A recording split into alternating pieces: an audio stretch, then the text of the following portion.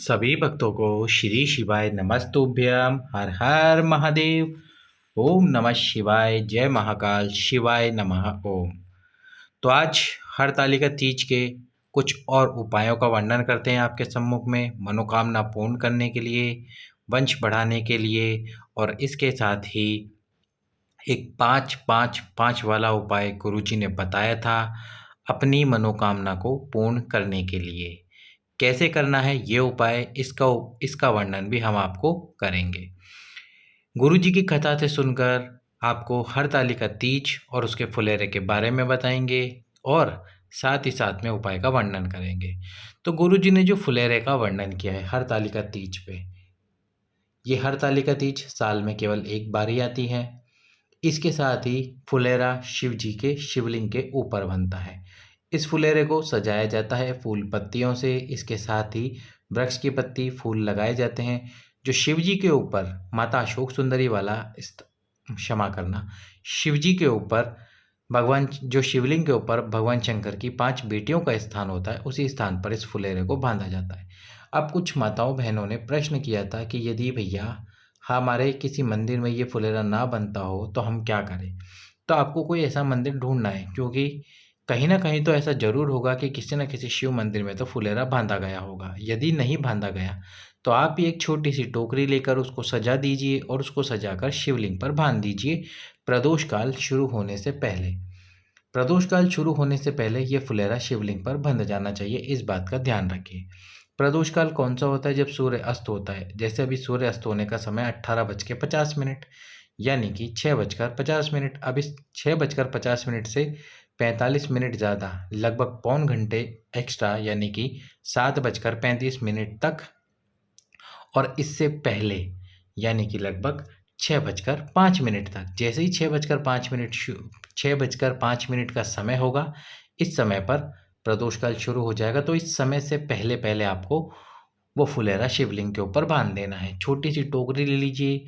यदि आप ज़्यादा सजाना नहीं चाहते फुलेरे को, तो भी केवल 1-2 माला लगाकर और उसमें वृक्ष की पत्तियां लगा दीजिए। आपके आसपास जो भी वृक्ष की पत्तियां हो, उन पत्तियों को आप लगा दीजिए और इस प्रकार से फुलेरा सजाकर बांध दीजिए। अब गुरुजी ने जो फुलेरे के लाभ बताए वो हम आपको भी बताते हैं, साथ में उपाय का वर्णन भी करते हैं। पर उससे पहले वीडियो को लाइक करके, चैनल सब्सक्राइब करके आप वीडियो को शेयर जरूर कर देना। जिस भी कन्या ने, यानी कि जिनका विवाह नहीं हुआ है, जो कन्या है, उन्होंने व्रत रखा हो हरतालिका तीज का, और हरतालिका तीज का व्रत अपनी कामना पूर्ण करने के लिए रखा हो, तो उनकी कामना पूर्ण करने के लिए उनको, यदि वह व्रत के समय में ही, यानी व्रत खोलने से पहले ही इस फुलेरे का दर्शन कर लेती है और अपनी कामना बोल देती है, तो उनकी वो कामना अवश्य ही पूर्ण हो जाती है। इसके साथ ही जो माता बहन 5 फुलेरों का दर्शन करती है, दर्शन करके उन फुलेरों को स्पर्श करती है, अपनी झोली पसार कर प्रणाम करती है तुमरुकेश्वर महादेव के नाम से, तो उनकी भी मनोकामना पूर्ण अवश्य ही होती है, और स्पेशली संतान प्राप्ति की। इसके साथ ही यदि कोई व्यक्ति एक बेलपत्र, ये जो बेलपत्र होता है, इस बेलपत्र को तुमरुकेश्वर महादेव के नाम से फुलेरे से स्पर्श कराकर, जो फुलेरा बंधा होता है उस फुलेरे से स्पर्श कराकर, शिवलिंग को स्पर्श कराकर माता अशोक सुंदरी के स्थान पर समर्पित कर देता है, तो उनकी मनोकामना शीघ्र, अतिशीघ्र, और वो भी कौन सी, संतान और वंश वाली मनोकामना पूर्ण हो जाती है। यदि एक बेलपत्र आप तुमरुकेश्वर महादेव के नाम से माता अशोक सुंदरी के स्थान पर फुलेरे को स्पर्श कराकर समर्पित कर देते हो, यदि बेलपत्र ना हो तो एक पुष्प लेकर उस पुष्प में हल्दी और कुमकुम लगाकर, हल्दी अतिरिक्त लगाए, यानी हल्दी ज़्यादा लगाइए और कुमकुम थोड़ा कम लगाइए, और कुमकुम की केवल एक ही बिंदी लगाकर शिवलिंग में जो माता अशोक सुंदरी का स्थान होता है, उस स्थान पर तुमरुकेश्वर महादेव का नाम लेकर समर्पित कर देते हैं। पर पहले उस फूल को, उस पुष्प को फुलेरे से स्पर्श अवश्य ही कराना चाहिए। यदि ये कार्य भी आप कर देते हैं, दर्शन आप 5 फुलेरे के करते हो और फूल केवल एक ही फुलेरे के सम्मुख में समर्पित करते हो, तो भी कोई बात नहीं, आपकी निश्चित रूप से कामना पूर्ण होती है।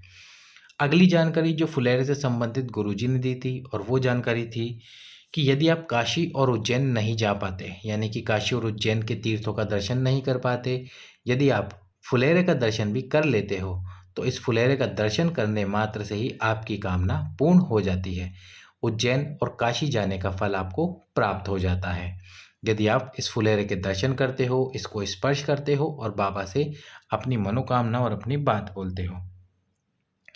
एक और बात जो गुरुजी ने बताई, यदि किसी कुंवारी कन्या या फिर जिन माताओं बहनों ने व्रत रखा है और उन्होंने भूलवश इस व्रत में कुछ खा लिया, क्या तो अन्न खा लिया या कोई ऐसी वस्तु खा ली जिससे व्रत खंडित हो सकता है और उन्होंने भूलवश खा लिया है, तो वह यदि प्रदोष काल में जाकर फुलेरे को स्पर्श करके शिव जी के सम्मुख में क्षमा मांग लेते हैं और फुलेरे का दर्शन करते हैं, तो उनका जो व्रत होता है वो खंडित नहीं होता। उनको उस व्रत की जो कामना उन्होंने कर कर व्रत करा था, उस व्रत की वो कामना पूर्ण अवश्य ही होती है। जो व्यक्ति एकांत में मंदिर में जाकर बैठना चाहता है, यानी कि जो मंदिर एकांत में है या एकांत में तपस्या करना चाहता है और किसी कारणवश वह नहीं जा सकता, एकांत में पूजा करना चाहता है, वो भी नहीं कर सकता, यदि वह व्यक्ति इस फुलेरे का दर्शन करता है और दर्शन करके बाबा शंकर से प्रार्थना करता है, तो उसको भी एकांत की तपस्या का फल प्राप्त हो जाता है। अब जो गुरुजी ने उपाय बताया था 5-5-5 वाला, वो उपाय कौन सा था? या तो 5 पत्तियां किसी भी वृक्ष की, और किसी भी वृक्ष की 5 पत्तियों का मतलब है 5 वृक्ष और 5 वृक्ष की अलग अलग पत्तियां। हर वृक्ष की 1 पत्ती, तो 5 वृक्ष की 5 पत्तियां, केवल 5 पत्तियां लेनी है। 5 पत्तियों का इंतजाम नहीं हो पाए कोई बात नहीं, 5 फल ले लीजिए। 5 फल भी आपको नहीं मिल पाए कोई बात नहीं, तो 5 पुष्प ले लीजिए, कोई से भी एक जैसे, गेंदे के पुष्प, गुलाब के पुष्प, या आपके घर में हो सफ़ेद पुष्प, या आपके पास हो कनेर के पुष्प। ये पुष्प लेकर आप यदि शिव जी से प्रार्थना करते हो, फुलेरे को स्पर्श कराकर ये पुष्प भगवान शंकर को समर्पित करते हो आपकी कामना करते हुए। फिर आपकी कामना कोई भी हो, स्पेशली जिनको अपना वंश बढ़ाना है, वो माताएं बहनें इस फुलेरे को स्पर्श कराकर 5 पुष्प या फिर 5 फल या फिर 5 पत्तियां समर्पित करती है। कोई भी एक वस्तु, सब नहीं करना है आपको, कोई भी एक वस्तु यदि आप समर्पित कर देते हो फुलेरे को स्पर्श कराकर, तो बाबा भोलेनाथ महादेव आपकी उस कामना को पूर्ण कर देते हैं। तो कीजिए हरतालिका तीज 6 सितंबर के दिन इन उपायों को, बाबा भोलेनाथ आपकी वह कामनाओं को, आपकी कामनाओं को पूर्ण अवश्य ही करेंगे। सभी भक्तों को श्री शिवाय नमस्तुभ्याम। हर हर महादेव।